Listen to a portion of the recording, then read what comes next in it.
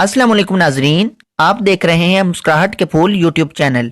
अगर आप ससुराल में झगड़ों से निपटने का मुकम्मल फन सीखना चाहते हैं तो हमारी इस सीरीज की तमाम वीडियोस देखिएगा जो आपको हमारे चैनल में प्लेलिस्ट की सूरत में मिल जाएंगी।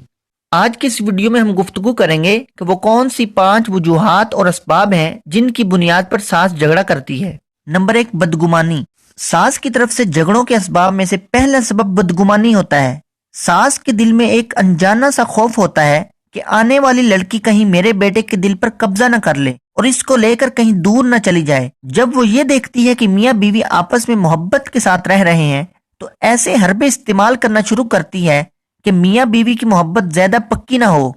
वो अपने बेटे को इसकी बीवी के बारे में शिकायतें लगाना शुरू कर देती है ताकि उसकी बढ़ती हुई मोहब्बत कम कर सके। सास के जहन में ये डर होता है कि अगर उस लड़की ने मेरे बेटे के दिल पर कब्जा कर लिया तो वो मुझे दूध में पड़ी मक्खी की तरह निकाल कर बाहर फेंक देगी। इसी वजह से महाज अराई और लड़ाई का मैदान गर्म हो जाता है। नंबर 2, हुक्मरानी। दूसरी वजह ये होती है कि बहू के आने से पहले सब कुछ अपने घर में सास ही होती है और उसी का हुक्म चलता है। वो घर की मालिक और बड़ी होती है और जब बहू आती है तो सास अपनी इस हुकूमत के अंदर किसी किस्म की दखल अंदाजी बर्दाश्त नहीं कर पाती। लिहाजा इसकी कोशिश होती है कि आने वाली हर लड़की मेरी बांदी बनकर रहे, खामिंद की बजाय मेरे इशारों पर चले। जो मैं चाहूं इस घर में वही हो। बाज घरों में सास की हुकूमत इतनी मजबूत होती है, अगर बहू को कोई चीज खानी पड़ जाए तो फ्रिज का दरवाजा खोलने से पहले सास से इजाजत लेनी पड़ती है।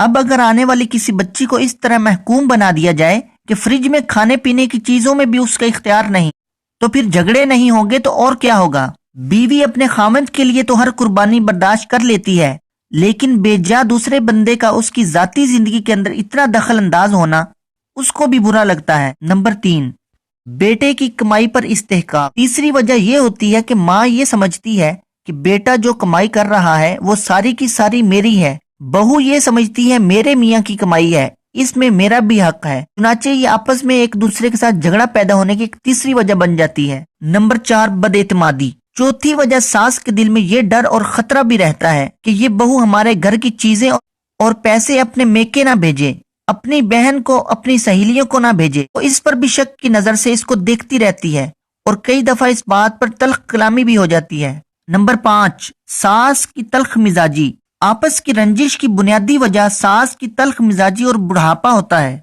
वो अपनी जवानी की जिंदगी गुजार चुकी होती है और ये बात भूल जाती है कि आने वाली बच्ची नौजवान है, उसने अपने मियाँ के साथ इब्तदाई तौर पर वक्त गुजारना होता है। तो शादी के दिनों में जब मियाँ बीवी एक दूसरे के साथ ज्यादा वक्त गुजारते हैं तो माँ समझती है कि मुझे तो नजरअंदाज किया जा रहा है, हालांकि इसमें नजरअंदाज करने वाली कोई बात ही नहीं होती।